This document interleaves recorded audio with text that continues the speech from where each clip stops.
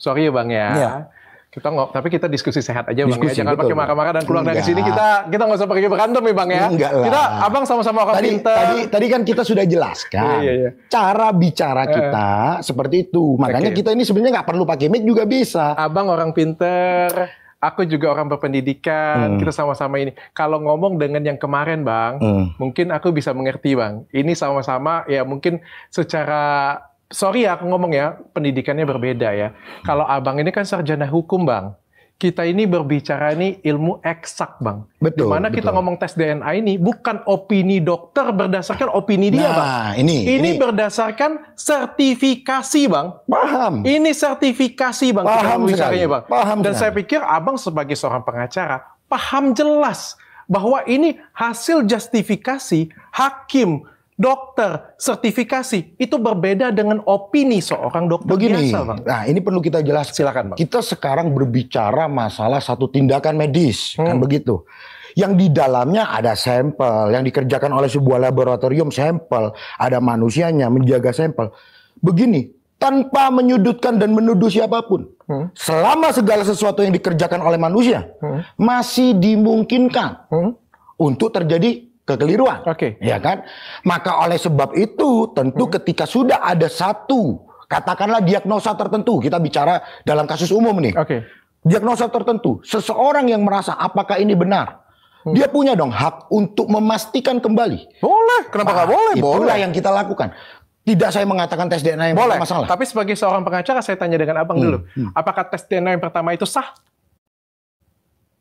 Tes DNA yang pertama sah. Sebagai orang pendidikan kita sama-sama tahu bahwa itu sah. Abang bukan sebagai pengacara lawyernya si Ferni ya. Saya tanya, Abang sebagai lawyer, Abang percaya dengan hasil tes DNA itu? Percaya. Karena itu masih berupa satu surat yang sudah diterbitkan dong. Maka itu menjadi sah. Pertanyaan begini, saya sekarang begini dong, sebentar. Saya balik tanya nih. Apakah ketika seseorang bertanya kepada dokter yang lain sah? Boleh. Nah, artinya boleh sama bolehnya dong. Betul nggak? Bang, sepakat dong kita. Ini kita tidak apple to apple, Bang. Kalau misalnya Abang konsultasi ke satu dokter, pindah ke dokter yang lain, itu namanya second opinion, Bang. Kalau Abang datang ke suatu lab, periksa darah HB, itu pindah, itu namanya second opinion, Bang. Ini, Bang, sertifikasinya berbeda, Bang. Yang buat tes DNA itu, Bang, itu nggak bisa semua lembaga, Bang. Lembaga hanya yang tersertifikasi khusus. Udah dua kata nih Bang. Tersertifikasi khusus Bang. Bahkan selevel lab biasa pun nggak bisa melakukan itu Bang. Dan biasanya dipimpin oleh seorang dokter forensik. I don't know about that. Nah, itu makanya, masalah hukumnya. Nah, ini dua hal yang berbeda. Kita bilang bahwa lembaga tersebut nggak sembarangan untuk mendapatkan sertifikasi tersebut. Saya sepakat. Betul. Nah, saya bertanya dengan Abang, berapa peluang, misal kita bilang ya, ada pasti kan human error itu pasti ada ya Bang ya. Sekarang pengen tanya dengan Abang, terlepas dari Abang pengacara siapa, berapa peluang hal tersebut salah? Peluang itu bisa diketahui setelah tes dan kedua dilakukan.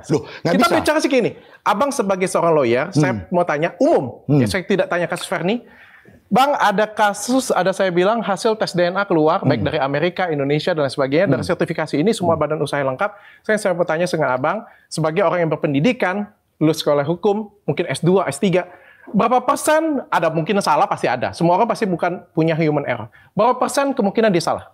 Begini dok, kita dokter tadi mengatakan dari sudut pandang lawyer kan, kita nggak berbicara kemungkinan. Makanya tadi dokter ketika menanyakan tes DNA itu sah, saya sebagai orang hukum mengatakan itu sah. Iya. Di balik itu ada pertanyaan lain. Apa? Apakah boleh melakukan tes DNA kedua? Boleh. Nah, saya tanya jawabannya. Pertanyaan saya itu simpel itu Bang. Ini kita berbicara, kita singkirin kasus Ferni Bang. Saya sekarang pengen tanya, ini ada suatu lembaga, ya, lembaga yang tersertifikasi RSCM menunjukkan hasil tes DNA, ya, bukan anaknya Ferni, bukan soal Ferni nih Bang ya. Sekarang saya bertanya, kita sebagai orang pendidikan lihat ada suatu sertifikasi keluar, berapa persen sih dia bisa melakukan kesalahan?